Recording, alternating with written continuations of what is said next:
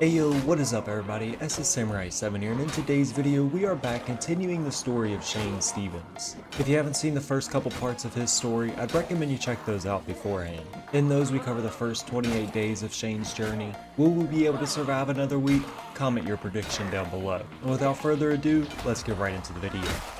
Starting off this week, I went outside to clear the perimeter. While on my way around, I grabbed a bucket of water at the front door to boil.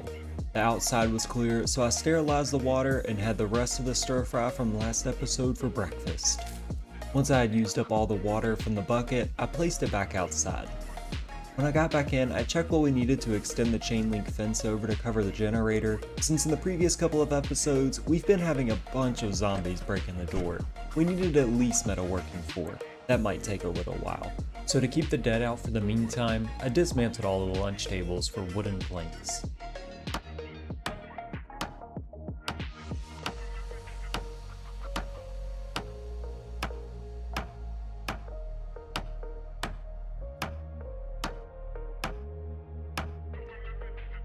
That's a lot of planks. But before I used the planks on the windows, I whipped up a stir fry for dinner.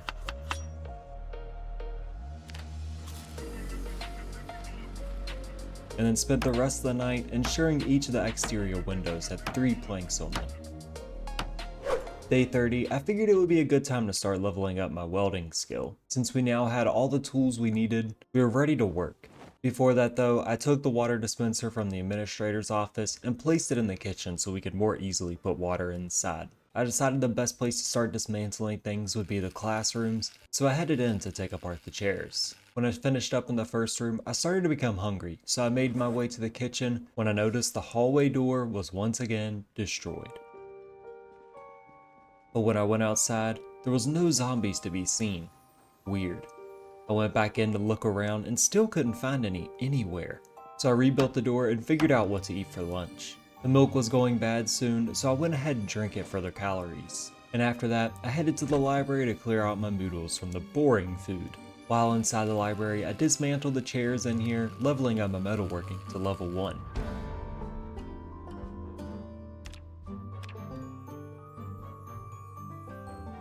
After putting away the gear, I headed outside to do some looting. I was out here for curtains and any magazines or other reading material to clear away noodles, since we had started to run a little low. Eventually, when I returned back from the fruitful looting haul, our school had been bombarded with zombies. And this time they had broke the planks on the windows too.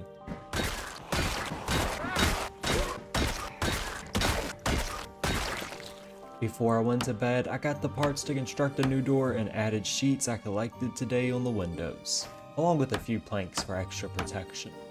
After not getting into bed until after midnight the previous day, I woke up around noon. I received a comment saying, since I did not watch any of the television shows the first week, I can get a TV and tapes from the movie store to help increase my levels a little quicker, so I headed off for the strip mall. When I arrived at the strip mall, a lot more zombies were there than I expected.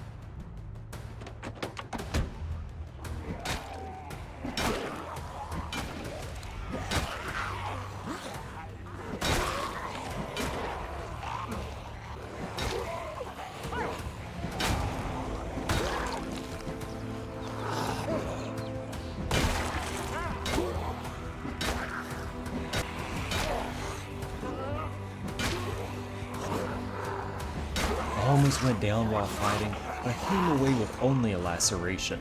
I bandaged it up, but there was no escaping this horde. They would be in my truck instantly if I tried to escape, so I was forced to fight my way out.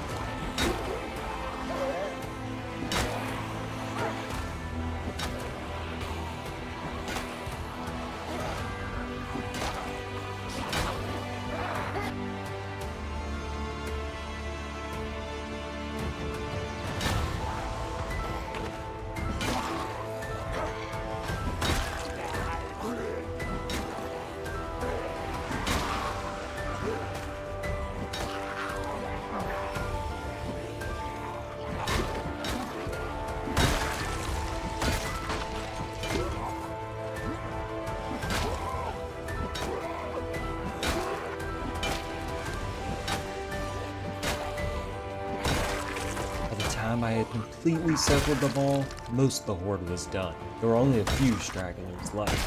When I got inside the video store, I went around grabbing the tapes labeled with specific episode numbers. I'm pretty sure these are the ones that give you XP.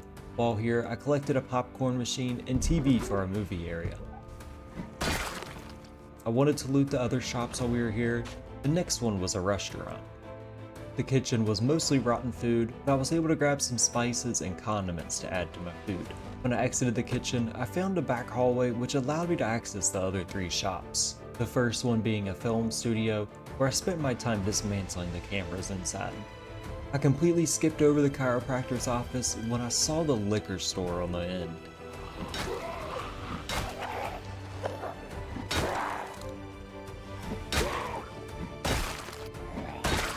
I collected all of the various alcoholic products inside, all the way into night. So when I eventually arrived home, I hopped straight into bed, after drinking a few beers, of course. I once again woke up late the next morning, so I figured I'd stay in today. I first tried to sew up my laceration, but for some reason I wasn't able to. I may have not had everything in my inventory. I couldn't remember if I had left a gas can at the generator, so I grabbed a jerry can anyway and drove around. And of course there were zombies banging on the door. While the truck was over here, I unloaded the loot from the previous day, the popcorn machine and TV I placed in the library, but forgot the room had no access to power. I'm thinking I might try to put the generator on the roof in the next week to see if that'll power the entire base. I've been wanting to get power to my bedroom since it's quite dark in there. For now though, I prepared a stir fry using as many non-perishable foods as possible. While it was cooking, I used the time to sterilize more water. Before heading to my room, I grabbed some beer and read over Farming Volume 1 in the library. If you're enjoying the video, consider leaving a like. It's quick to do and really helps out the channel. Also, if you have any suggestions on how I can improve the videos, comment them down below. Always love improving my content and making it better for y'all. Anyway, thank you all for the support and let's get right back into the video. Day 33 began with a check of my stats. Now we're over 1 month survived. That's crazy. I smoked a cigarette, then began my day. I started by going into the storage closet to collect seeds to plant. Also grabbed a garden hoe, and then went outside where I started digging up plots to plant. I searched up off camera and apparently Project Zomboid doesn't yet have a weather system that affects crops. So you can plant them year round, as long as you have water. So I planted cabbage, radish, strawberry, and tomatoes. When I finished up with farming for the day, I went to the kitchen to clean out the rotten food inside. For now, I just put it outside in the trash can, but I hope to make a composter in the next video to use it for fertilizer. Before the day was over, I decided to head out to search some houses.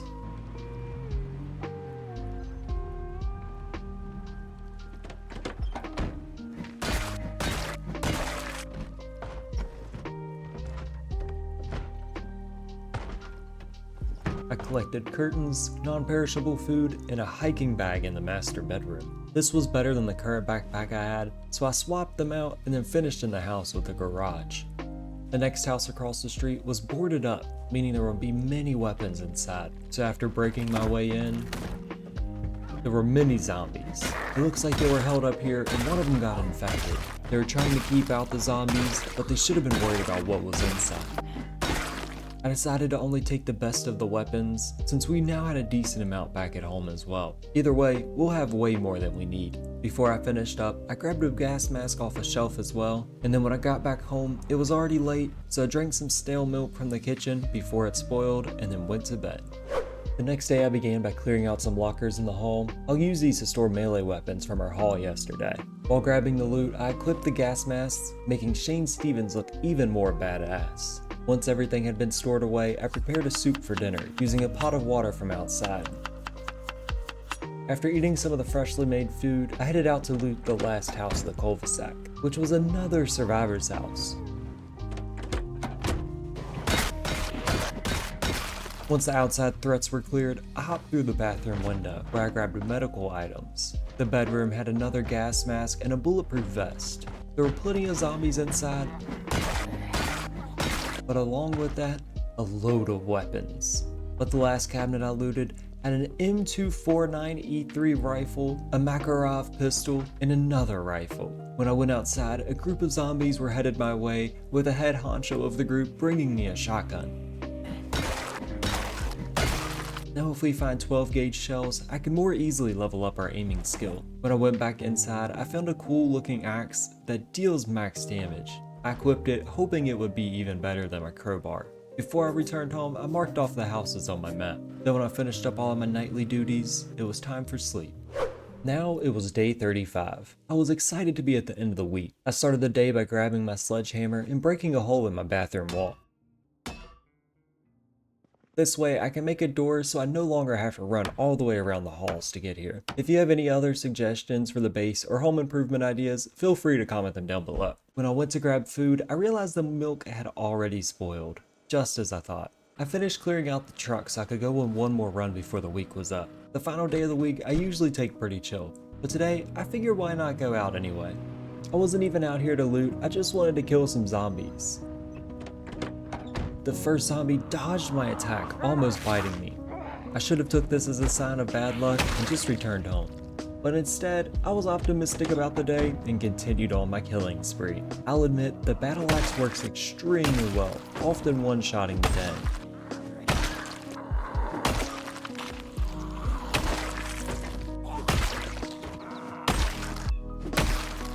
After a little while, I discovered a motorcycle with 12 gauge rounds we needed. I started feeling really good after that. This week, nay, this whole run has been going really well. To keep the good luck flowing, the last car in the parking lot had a good amount of fuel inside.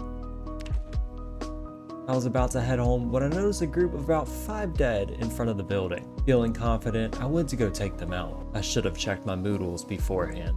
I was also not yet used to the delay of the battle axe and was caught off guard, being grabbed by the horde. That one looked bad. I ran away and checked my wound. Not good. But instead of letting what happened to us in our last run happen again, I immediately jumped into the truck and returned home. So I grabbed a saw and went to the medical room, closed the door, and prepared the area. Then it was time to cut off my arm.